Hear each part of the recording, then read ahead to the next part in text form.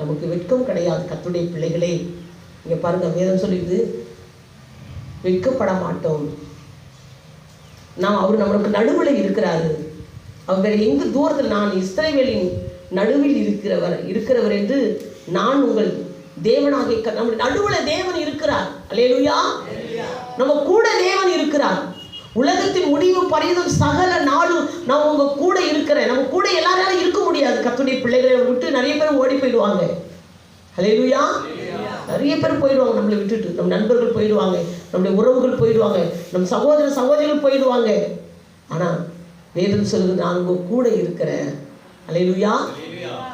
உங்க நடுவில் நான் இருக்கிறேன், உங்க கூட இருக்கிறேன், உங்களோடு கூட நான் இருக்கிறேன், உங்க கூட உலாவிக் கொண்டு வருகிறேன். எப்படிலாம் திடப்படுத்துறாரு பாருங்க. நீ பயப்படாத, நீ வெட்கப்பட மாட்டேன், நான் உங்க கூட தான் இருக்கிறேன். நம்ம யாரும் நம்ம கூட இல்லை, நம்ம தனியாக இருக்கிறோம், நமக்காக யாரும் பேச மாட்டாங்களா, நமக்கு நம்முடைய காரியம் வாய்க்காதா என்று சொல்ல அலமோதி நிற்கணும். ஆனால் வேதம் சொல்லுகிறது, உன் நடுவில் நான் இருக்கிறேன், உங்களை வெட்கப்பட மாட்டேன். நீ வெட்கப்படுவோமோ நம்ம நினைப்போம். நீ வெட்கப்படுவது கிடையாது. 2 தடவை சொல்லி வெட்கப்படுவது கிடையாது. நான் கூட தான் இருக்கிறேன். எந்த சூழ்நிலை சொல்ல, நீ அக்கினி ஜுவாலை நடந்தாலும் உன் கூட இருப்பேன், நீ ஆறுகளை கடக்கும் பொழுதும் உன் கூட இருப்பேன். அல்லேலூயா. பாருங்க, சாத்ராக்கு மேஷாக்கு ஆபேத்நேகோ பாருங்க, தேவனுடைய பிள்ளை 3 பேர் விக்கிரகத்தை சொரூபத்தை வழிபட மாட்டேன், ராஜா நிறுத்துற சிலையை நாங்கள் வழிபட மாட்டேன். அவ்வளோ வைராக்கியம். சும்மானா ஏசப்பா கிட்ட வராமல் ஓடி போயிருதுங்க ஜனங்க. அவ்வளோ வைராக்கியம். நெருப்பில் போட்டு பல மடங்கு 7 மடங்கு சூடாக்கி வச்சுக்கிட்டு, இப்படியெல்லாம் ரொம்ப சூடாக்குனா பயப்படுவாங்கன்னு பயம் காட்டுறாங்க. ஐயோ, இன்னும் அதிகமாக சூடாக்குறாங்க. பரவாயில்ல, என் தேவன் எங்களை தப்புவிப்பா. அவர் தப்பு வைக்கவே வேண்டாம், நாங்கள் எரிஞ்சு சாம்பலானாலும் பரவாயில்ல. ஆனால் நீர் இருக்கிற சிலையை மட்டும் நாங்கள் வழிபட மாட்டோம். அல்லேலூயா. அர்ப்பணிப்பு. உடனே கட்டி தூக்கி போட்டாங்க. கட்டும் போது கூட மறுதளிச்சிருக்கலாம்.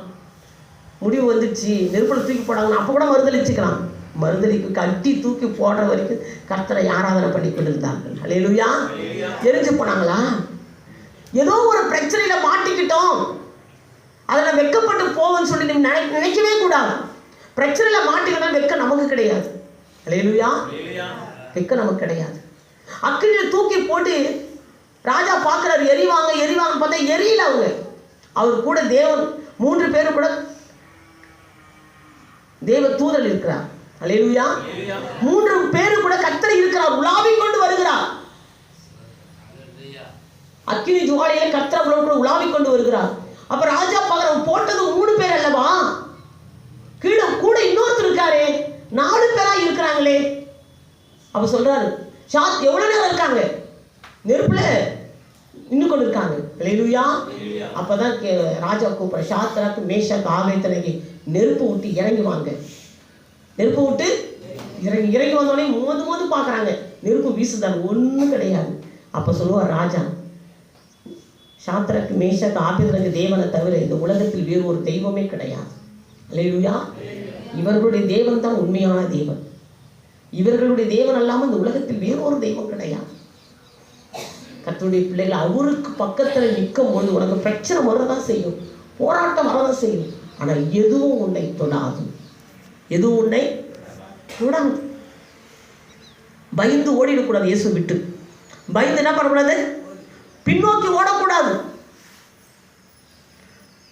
மரணம் பயங்காட்டும், வியாதி பயங்காட்டும், உறுதியாக நிற்கணும். கர்த்தர் என் கூட இருக்கிறார். வேதம் சொன்ன, நான் உன் கூட இருக்கிறேன்.